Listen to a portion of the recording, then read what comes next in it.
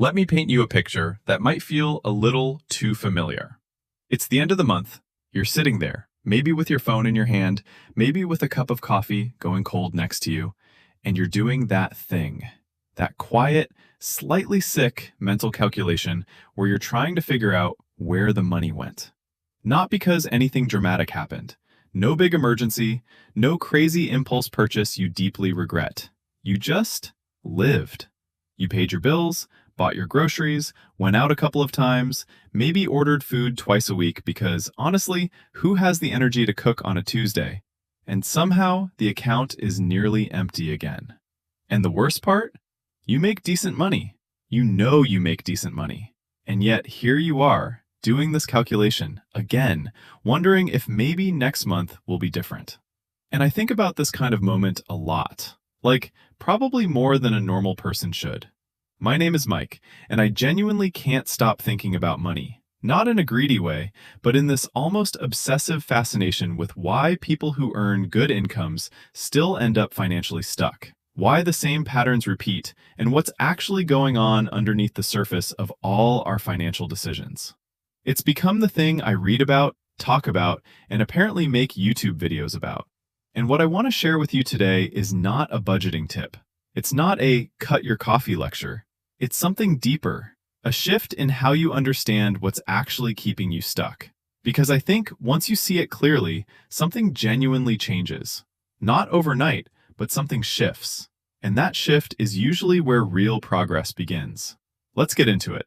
Here's the belief that quietly runs most people's financial lives. I just need to earn more. It's so widespread, it's basically the default setting. And it makes intuitive sense, right? If the problem is that there's not enough money, then the solution is more money.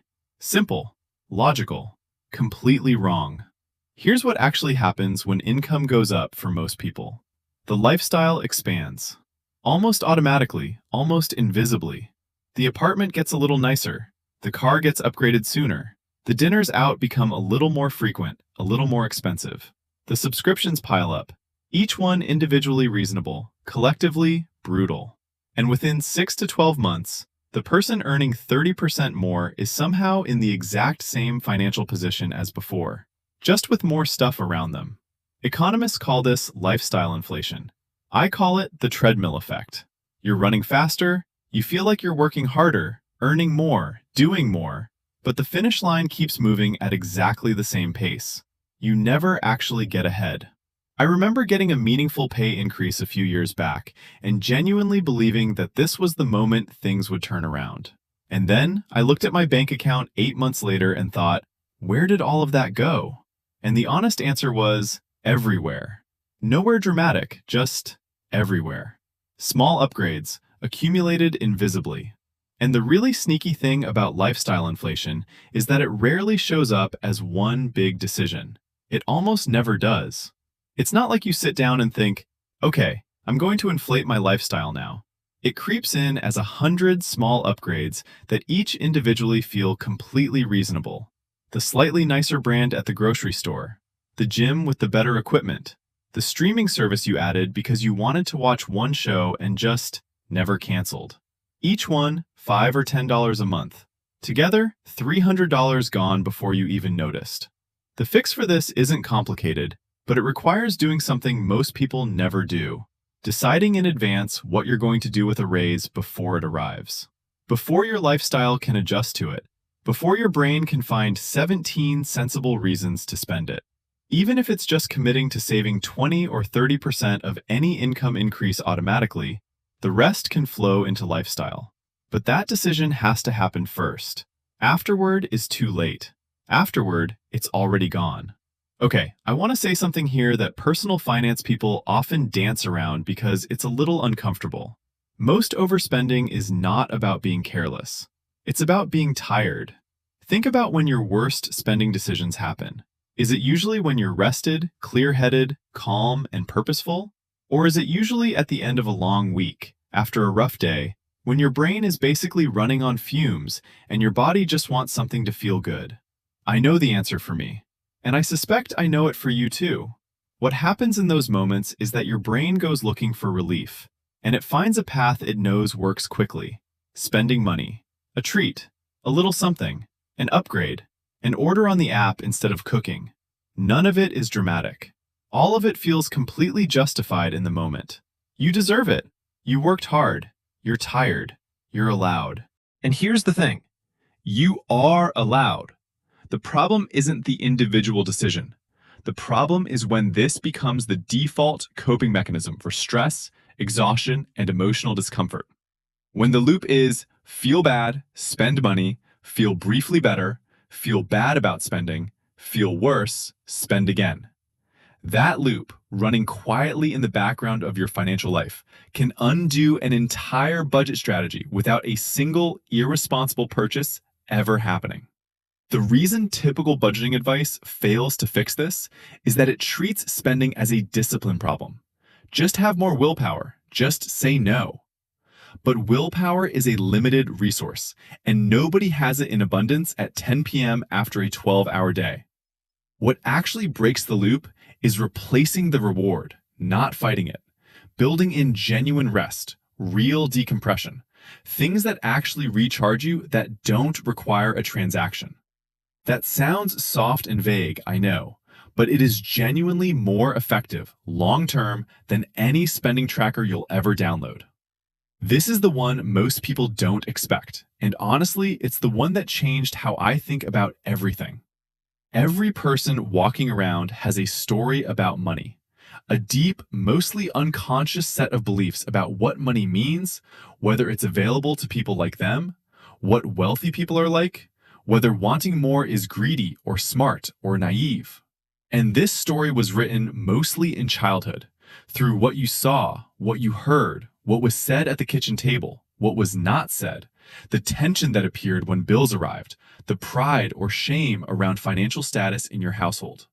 And here's the brutal part. Your behavior will almost always follow your story, not your intentions.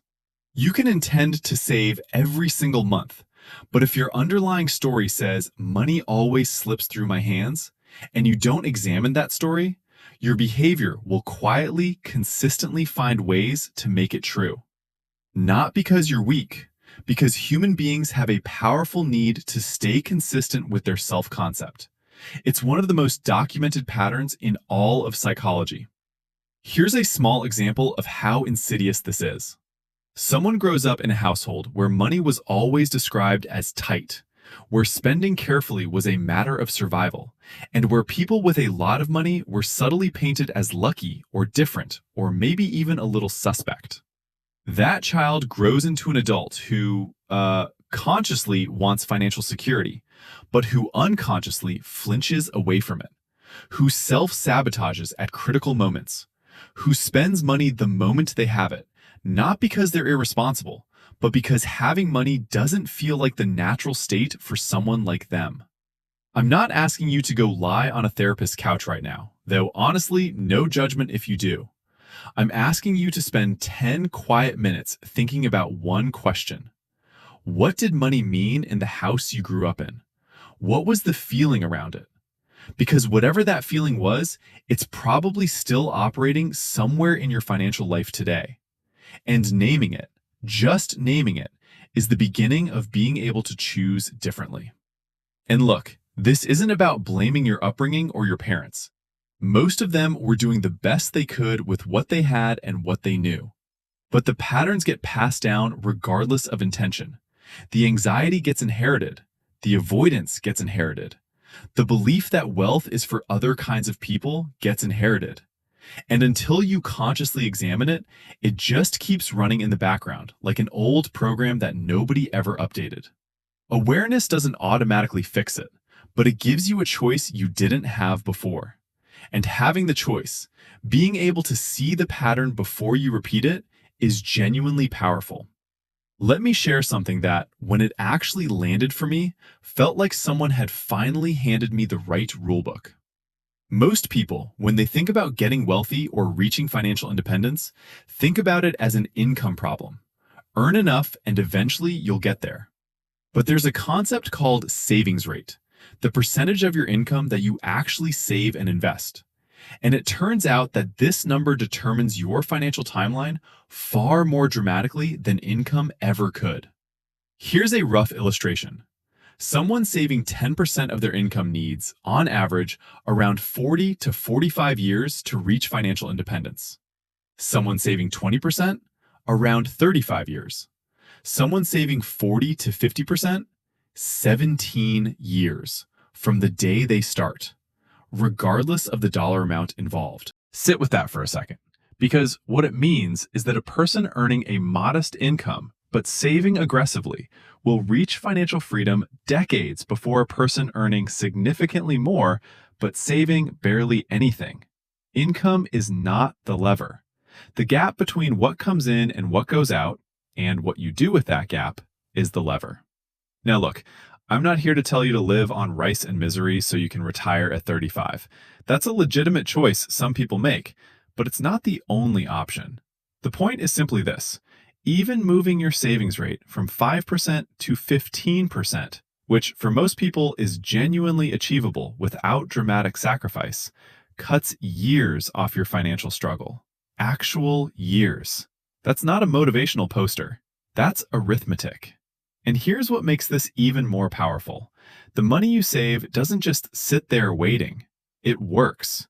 Compound growth is one of those concepts that sounds like a textbook abstraction until you actually model it out for your own numbers. Then it stops being abstract and starts being almost uncomfortably motivating. A few $100s redirected monthly, invested consistently over a decade, doesn't grow linearly. It accelerates. The early years feel slow. The later years feel like something is working on your behalf while you sleep. That shift, from feeling like you're pushing money uphill to feeling like it's moving with you, is what people mean when they talk about building momentum. But there's something that quietly sabotages this before it ever gets started, and it doesn't get talked about enough: the wait until it's perfect trap. People tell themselves they'll start saving seriously once the car is paid off, once they get the raise, once life settles down a little. And life, for the record, never settles down. There is always a reason to delay if you're looking for one. The uncomfortable truth is that starting imperfectly, saving a little, inconsistently, in a basic account with no optimized strategy, still beats not starting at all by a margin that compounds just as reliably as everything else does. Done is better than perfect here, every single time. The action here is simple, even if the execution takes some work. Figure out your current savings rate. Just that. Income in, savings out, divide. Most people have never calculated this number and have no idea where they stand. Knowing it is the first move. Improving it by even 5% is the second. The math will do the rest, but only if you show up to play. I want to talk about debt in a way that goes past the interest rates, because I think the financial cost of debt is actually the smaller problem compared to the psychological one. Debt creates what I think of as gravity. Constant, invisible, pulling you backward. And the reason it's so damaging isn't just that it costs money, it's that it costs clarity. Research on financial stress is pretty striking on this point. People who are carrying significant debt demonstrate measurably reduced cognitive bandwidth. They're worse at planning ahead, more prone to short-term thinking, less able to solve complex problems. The mental overhead of worrying about money is so heavy that it literally impairs the quality of financial thinking, which is darkly funny in the most exhausting way possible. There's also this pattern where debt becomes a kind of permission slip to stop trying. The logic, and I use that word loosely, goes something like, I'm already so far behind. What does one more bad decision really matter? I'll deal with all of it at once, someday. And someday keeps getting deferred, and the debt keeps growing, and the gravity keeps getting stronger. The way out isn't just a payoff strategy, though those matter. It's about rebuilding the sense that your choices actually make a difference. Sometimes that means starting embarrassingly small, paying off the smallest account first just to prove to yourself that progress is real. Not because small moves solve big problems, but because they restore a feeling of agency. And that feeling, honestly, is the foundation everything else gets built on. You cannot build well from a place of helplessness. What also helps, and this is underrated, is changing the environment around the debt rather than just white-knuckling your way through it. Automating minimum payments so they're not decisions you have to make repeatedly. Removing saved card details from sites where you spend impulsively. Setting a single, visible number as your target. Not the whole mountain, just the next ridge. These aren't tricks. They're acknowledgments that willpower is a limited resource and that good systems protect you from your own worst moments. The goal isn't perfection. The goal is making the right choice slightly easier than the wrong one, consistently over time. So let's come back to where we started. That end-of-month moment, that uncomfortable calculation, that feeling of earning enough and somehow still not having enough to show for it. What I hope you're taking away from this isn't guilt, because guilt is useless here. None of what we talked about today, the lifestyle inflation, the emotional spending loop, the unconscious money story, the savings rate you've never calculated, the weight of debt, none of it means you've been doing something wrong as a person. It means you've been operating without the full picture. And that's not a character flaw. That's just incomplete information. The picture is fuller now. You know that more income won't fix what a low savings rate breaks. You know that your spending isn't always about money. Sometimes it's about exhaustion and the need to feel something good. You know that the story you carry about money is shaping decisions you don't even realize you're making. And you know that debt's real damage is as psychological as it is financial. You don't need to act on all of this at once. Please don't try. Pick the one that felt most true when you heard it today. The one that made you quietly think, yeah, that's me. And just sit with it. Ask yourself one honest question about it. Take one small action in response. And here's what that one small action might actually look like in practice. Maybe it's opening a spreadsheet tonight and writing down 3 numbers. What comes in, what goes out on essentials, what goes out on everything else. Maybe it's transferring $50 somewhere you won't touch it, just to feel what that decision feels like. Maybe it's writing down the sentence, literally writing it. My money is mine to direct. Not because words are magic, but because articulating something makes it harder to quietly ignore. The point isn't the size of the action. The point is that it breaks the inertia. And inertia, in personal finance, is the thing that costs people the most over a lifetime. Not bad investments, not missed opportunities, just the long, quiet drift of never quite starting. And I'll say this, because I think it matters. The fact that you're here, watching something like this, asking these kinds of questions about your own financial life, that already puts you in a different category from most people. Most people never stop to examine the patterns. They just live inside them, year after year, wondering vaguely why things aren't changing. You're doing something different right now. That's not nothing. That's actually the whole starting point. Wealth isn't built in dramatic moments. It's built in small, consistent choices made by someone who understands what they're doing and why. You're closer to that person than you think.